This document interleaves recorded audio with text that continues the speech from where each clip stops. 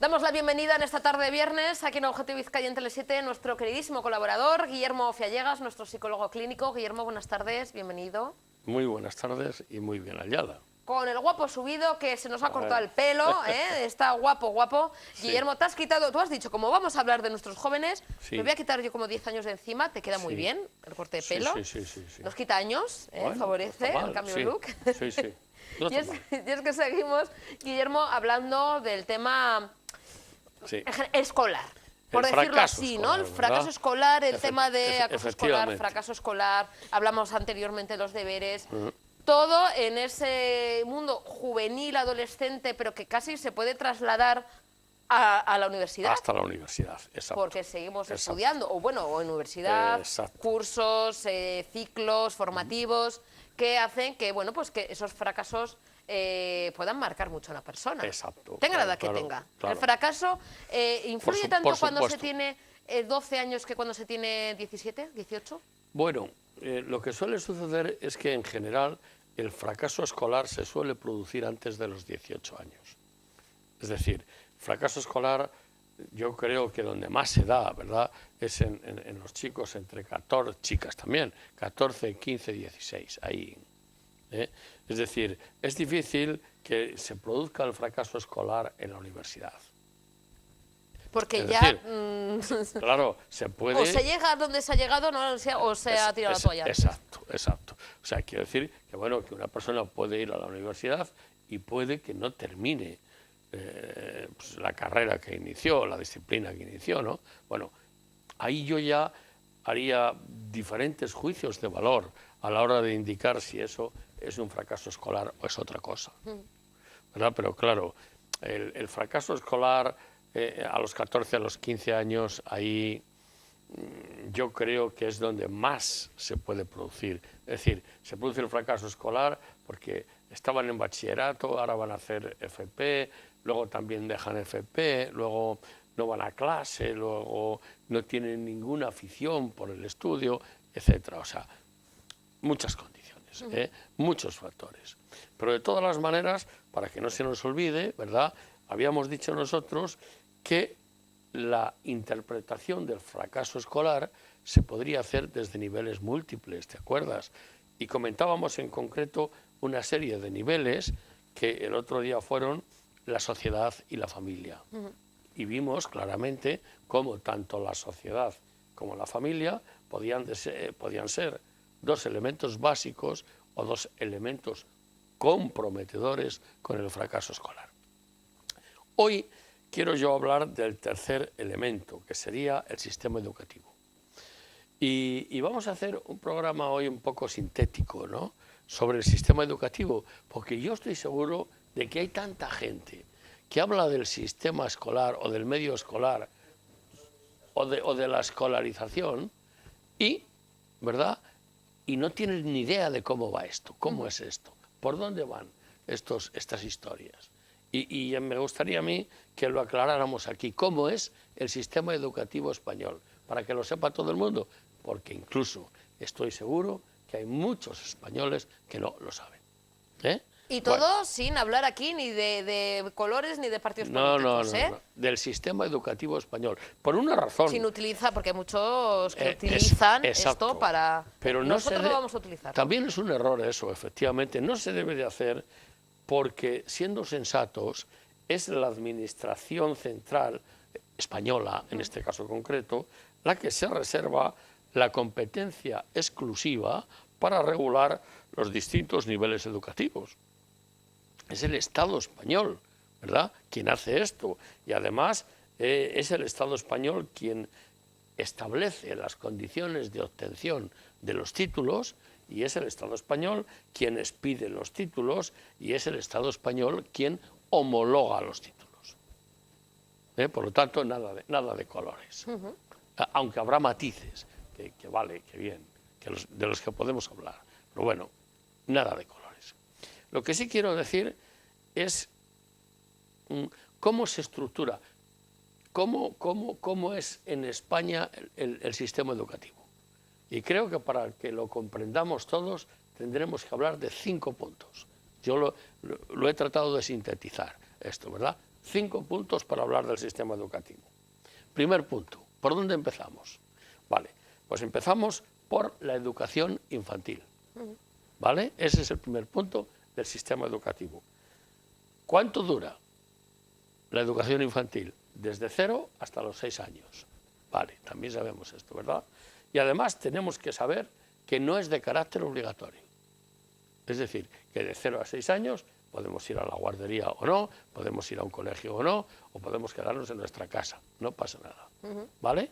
Entonces, a eso se le denomina educación infantil. Segundo punto, ¿qué viene después de la educación infantil? Después de los 6 años. Bueno, pues viene lo que vamos a llamar educación primaria. Y esta educación primaria dura entre los 6 y los 16 años aproximadamente. Entre 6 y 16.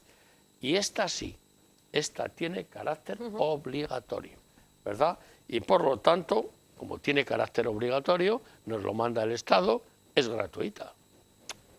También hay privados.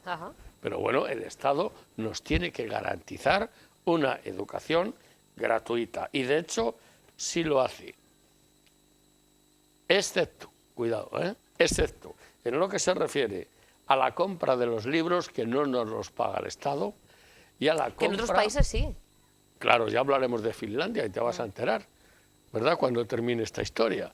Pero aquí, esta educación primaria que es obligatoria, el Estado no nos paga los libros y además el Estado no nos paga los materiales educativos que podríamos necesitar en la enseñanza. Bien.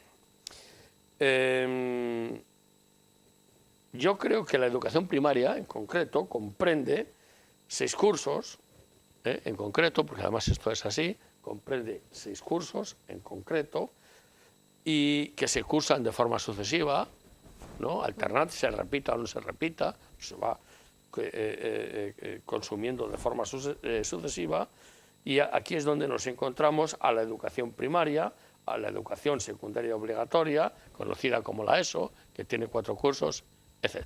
¿Verdad? Lo que va a venir después. Segundo punto, educación primaria, obligatoria, no gratuita, porque los materiales hay que pagarlos, porque los libros hay que pagarlos. Ojo con esto, de cara a lo que voy a hablar después, fracaso escolar.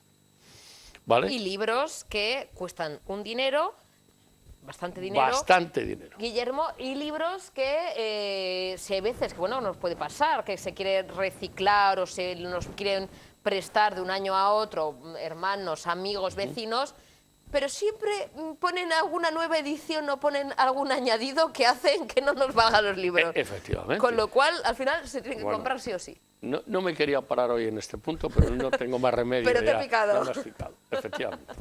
Es decir, yo creo que este problema de los libros,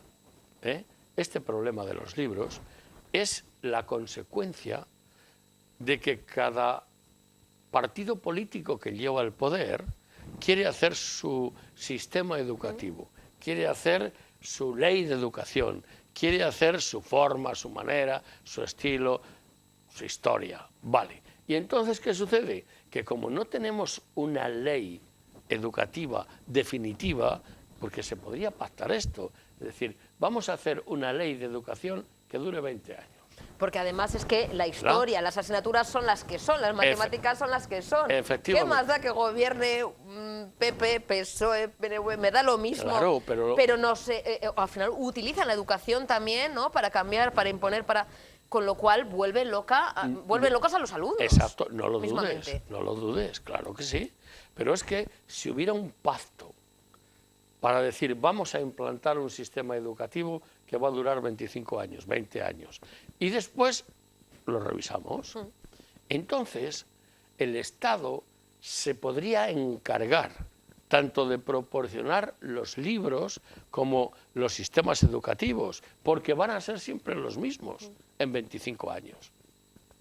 ¿Y por qué digo que podía proporcionar los libros? Pues muy sencillo, porque el niño tiene el libro, o el adolescente tiene el libro, se lo lleva a su casa, lo trae, si lo pierde lo paga, como es natural y normal, ¿verdad? Y cuando termina el curso, el libro va a la biblioteca del aula y los próximos alumnos que vengan vuelven a utilizar el mismo libro. Pero ¿cuál es el truco? ¿Dónde está la trampa? El negocio. Claro, primero hay un negocio con los libros. Pero en segundo lugar, el libro, ahora se escribe en el libro, ¿verdad? Entonces hay cuestiones donde se plantea un tema, yo qué sé, el que sea, y luego hay una serie de cuestiones que el alumno tiene que contestar en el libro, tiene que escribir allí, en el libro, ¿no? Y bueno, hasta incluso se podría escribir con un lapicero y borrar, ¿por qué no, verdad? Pero también se podría instrumentalizar un sistema donde se escribiera en un soporte diferente del libro, en unas hojas, en unos folios que se pueden fotocopiar o no sé, ¿no? ¿Verdad? Y que el libro siguiera estando virgen para que los alumnos del próximo curso lo pudieran utilizar sin mancha ni mácula. Pero no, ¿no? Es decir, el sistema implica que es obligatorio, pero no nos pagan los libros, no nos pagan los materiales. Es decir, el cuaderno de los ejercicios, de no sé qué, también hay que hacer. Pues mire, yo creo que esto es una cosa que podría tener fácil solución. Y además es una cosa que podría resolver muchos problemas a muchas personas, porque hay muchas personas en nuestro país que les cuesta mucho comprar los libros. Y también hay muchas personas que no pueden comprar los libros. Entonces, a mí me parece que no se puede renunciar a la educación porque no se pueden comprar los libros, porque no se pueden comprar los materiales escolares o porque lo que sea, me da lo mismo, ¿no? Es decir, esto se podría resolver fácilmente, el tema de los libros. Vale, esto sucede en lo que hemos llamado la educación primaria. El tercer punto sería la educación secundaria, que ya no voy a decir que sea obligatoria, pero sí voy a decir que sea posobligatoria, posobligatoria, y que hace referencia, pues en concreto, a la ESO, y que hace referencia al bachillerato, y que hace referencia a la formación profesional, si quieres de grado medio, y que hace referencia a las enseñanzas especiales de artes plásticas y arte y no sé qué más cosas, ¿verdad? Y manualidades, informática, no sé, ese tipo de cosas. Bueno, ese sería el tercer lugar de la educación española. Y el cuarto lugar sería la educación superior, ¿verdad? En la educación superior, pues yo creo que con distintos criterios, en función de lo que cada estudiante elija, ¿verdad? Comprende de forma independiente lo que vamos a llamar, bueno, en primer lugar, las enseñanzas universitarias, ¿verdad? Y esto puede ser un problema bastante importante en cualquier tipo de país. En nuestro país está de absoluta actualidad ahora. Hace menos de una semana ha salido alguien importante del Ministerio de Educación, secretario general o algo así, era mujer, yo lo he visto. Y entonces esta mujer dice que la Universidad Española no se puede mantener, es decir, que cobran muy poco por las matrículas y que así el sistema es insostenible. Bueno, bien. Entonces, ¿ahora qué hacemos? ¿No? El sistema es insostenible. Vale. Y si alguien quiere acceder a la universidad y no tiene dinero, cosa normal, por cierto, para pagar una matrícula, yo no sé, que implique el 100% del coste. Imagínate, pues a lo mejor en un año universitario esto podría ser 6.000 euros, no sé, o 5.000 o 7.000, no sé cuánto podía, o más, no sé cuánto podía ser. Entonces, claro, aquí se está planteando un problema en nuestro país. ¿Por qué? Porque han disminuido las becas. Hay menos, lo dicen todos los estudiantes. Es más, lo dicen los rectores de las universidades. Y ahí, amiga mía, aquí está el quid de la cuestión. Otra vez aparece el quid de la cuestión. Cuando yo era estudiante, y claro, de eso hace ya 40 años que yo era estudiante, o más, ¿verdad? Había en España, pues no sé, unas 12 o 14 distritos, universidades, ¿verdad? Ahora hay universidades en todas las partes. Incluso a distancia. También.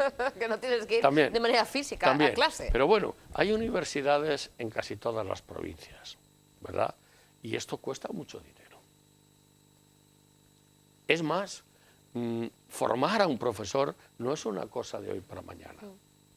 Es decir, aquí se muere Franco en 1975, empieza a funcionar otro tipo de sistema, surge la democracia, empiezan a aparecer los partidos de izquierda y de derecha, cada cual tiene su idea, y bueno, y se termina creando una universidad en cada provincia. Pero claro, sí, mire usted, yo primero dudo de que haya capacidad para formar profesores en tan poco tiempo, con prestigio, con categoría, con un sistema de investigación coherente, etcétera, etcétera, ¿verdad? Y luego decimos, bueno, ¿y quién los paga? Los profesores. Porque el asunto no es solo que yo qué sé, antes en Cáceres no había universidad, por ejemplo, ¿no? Y todos los estudiantes de Cáceres en general iban a estudiar o a Salamanca o iban a estudiar a Sevilla. No había en el medio nada, ni en Badajoz, ni, bueno, esta historia, ¿vale? Pues muy bien, ahora se crea una universidad en Cáceres y otra en Badajoz, que no, sí creo que hay en Badajoz también, pues no sé. Bueno, y entonces el asunto es el siguiente, es decir, claro, ahora nos dicen que la universidad es insostenible.